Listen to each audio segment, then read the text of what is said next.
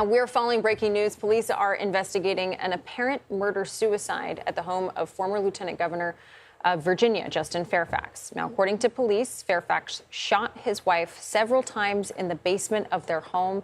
He then went to the bedroom and shot and killed himself. CBS News Crime and Safety Unit Anna Schechter joins us now on the phone. So, Anna, this is a heavy story. What are we learning about the investigation? Well, police have been aware that there were ongoing domestic issues in the house. In fact, I learned this morning that he, former lieutenant governor, had called police in January and alleged that he was assaulted by his wife. Police investigated and found those allegations to be untrue. They looked at security cameras in and around the home. So they were aware of this. She had filed for divorce over the summer of 2025. And this was a very messy divorce. That is according to the police chief, who just held a briefing right outside their home. Investigators were working overnight photographing the basement. He shot her multiple times there before running up to the primary bedroom upstairs. And as you mentioned in the intro, both of their teenage children were home. The boy is a little bit older than the girl. He called 911. At first, he believed his mother had been stabbed, and he didn't know where his father was, and he called 911, and they figured out the chain of events. Once they got there, found the bullet casings near her body, and then found him upstairs. Both were pronounced dead in the early hours, just before 1 a.m. Former Lieutenant Governor Justin Fairfax shot and killed his wife inside of their home, and then shot and killed himself. This is so sad. This is incredibly sad. First off, I always like to say prayers up and condolences to the family, because, you never want to see loved ones suffering because of decisions or, bad things happening within your relationship in your life. The kids are ultimately the ones, the family is ultimately the ones that's going to have to pay the price. And then also, obviously, who also paid the price was the wife. That is so sad. You need to learn how to walk away. There is no situation that you cannot come back from. It's hard to even gather a thought about this, and we're going to get into the press conference shortly, but it's hard to gather a thought about this because neither one of them are there, and they had teenage kids, and neither one of them are there to see those kids grow up or tell the story. And so you got to learn how to walk away. It's not worth your life. It's not worth taking somebody else's life. This is one of the most selfish things that you can think of, to take somebody else's life for whatever domestic reason, domestic issue, unless this is something, and I'm not even going to justify it on that type of tip, but I could see it or I could understand if it's something around like pedo allegations or something like that. But, if this is just a domestic dispute or issue, or she filed for a divorce, which obviously they're documenting because that's public record, so you can actually go and look that up.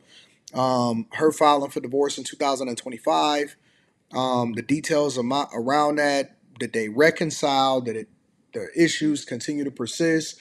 We don't know. But the thing that I do know is that people, A, need to keep their hands to themselves.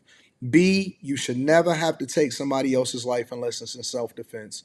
And C, walk away. You can always come back from it. You can always recover, but you can't recover from something that is permanent like this. I feel so sad for them. Feel sad for the kids. Feel sad for the woman. And in this instance, it's just heartbreaking. It's heartbreaking that something like this is taking place, and everybody is looking to pick up the pieces, and you never know what's going on in somebody else's household.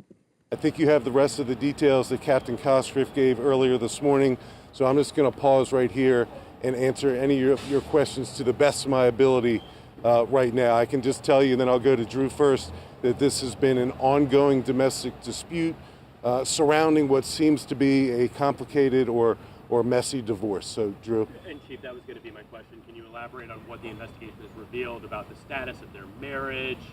Of course, the kids are what everybody's thinking about, I think, too, in this as well. So far, what we know is probably what you all know, and I don't think it's a secret that there's been divorce proceedings that have been ongoing.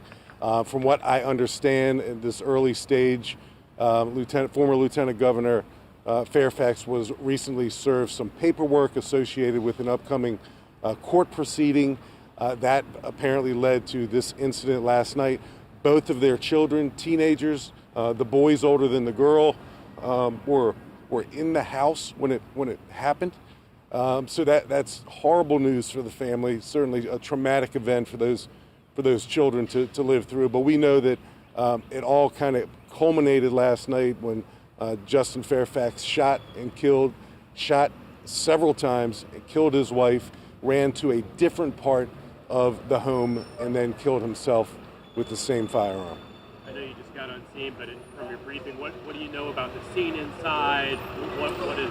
So it seems like, and I know I'm competing with some school buses here. It seems like the murder took place in the basement. It's described to me as a unfinished basement in the home. At some point after Justin shot and killed his wife, he runs upstairs in the home and into the primary bedroom, apparently, and shoots and kills himself. Have you had any previous domestic calls to this location? So we checked on that. The question is, have we had any previous domestic or calls for service to this location? In January of this year, Mr. Fairfax calls the police and alleges that his wife assaulted him. We responded to that scene. There are several cameras set up inside the house. Apparently, Mrs. Fairfax, at some point during these divorce proceedings, set up a lot of cameras inside the home. We reviewed those cameras, and we corroborated that the alleged assault never occurred. So there was no arrest made. There was a report written, but the allegation that Mr. Fairfax made in January that Mrs. Fairfax assaulted him was proven to be untrue. So it sounds like he is out of his mind. He's crazy. Fatal attraction. I don't know what this is, but it sounds like he was in a bad space and that he couldn't let go. Something that she was looking to walk away from. Now, I know it's going to be a lot of discussion of if she should have or if she shouldn't have filed for divorce. If she had to set up cameras and then got falsely accused of actually putting her hands on him, and then the police had to document that that wasn't a thing, she probably should have got out of the house. That was the only solution. Does the nature of who's involved here, like how does that play into it? Well, certainly this is a high-profile family. At one point in time, I think it's fair to say that Justin Fairfax, before he was lieutenant governor, while he served as lieutenant governor, and even afterwards, was a rising star politically, not just in Northern Virginia, but in Virginia. So it's high profile in nature. It's tragic in nature. Certainly a fall from grace for a relatively high profile family that seemingly had a lot of things going in their favor. So tragic for the children to lose both parents. Extra tragic for them to actually be in the home when it occurred. So, yeah, there's a lot going on, and our victim services division, like they always do, is leaning into the family, the surviving relatives, the children in particular, and we'll do everything we can for them. What do we know about the gun? Then I'll get. Afterwards, the basement upstairs. Did you get all of that from the cameras inside the house today, or how were you able to gather? So our detectives have gathered that. Certainly, there's enough cameras inside the home that we're able to corroborate some of that. But the one of the children was the 911 caller just after midnight. So he described some things to us as well that we've since corroborated. And I think I heard one question about what do we know about the gun. I don't know anything about the gun yet. The same gun that Mr. Fairfax used to kill his wife seems to be the same gun that he used to kill himself.